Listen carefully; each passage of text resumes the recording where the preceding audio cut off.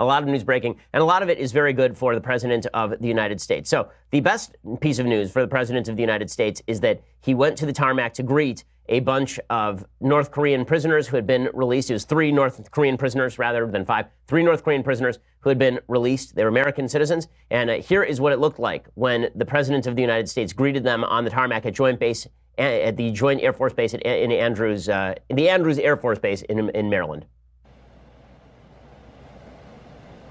Okay, so you can just see him greeting these guys as they get off the plane.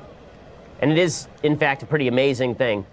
Now, Trump went on, he talked to the press, he did what Trump always does, right? And it's just the best of Trump, right? So Trump gets these guys out, right? I mean, these guys are released, they come back. Trump says now that he's going to meet directly with Kim Jong-un on June 12th, so that is coming up in the very near future, and we'll have to keep an eye on that, obviously. We don't know how those negotiations are going to go, but all of these guys thanked President Trump for getting them out. Trump then proceeded to go out there and brag about the ratings that he was getting at 2 a.m., and talk about how they'd been treated excellently by the North Koreans, which, of course, is not really true. But here's the thing. I think the American public have learned to separate out the Trumpy from the good stuff that he's doing. I think that the longer Trump's presidency goes on, the less people are worried as much about the kind of crazed nature of the Trump presidency, and the more they're looking at the policy. Because right now, the economy is doing very well. Instead of trading 5 terrorists for Bo Bergdahl, a traitor, instead, the President of the United States traded no terrorists for 3 Americans in North Korea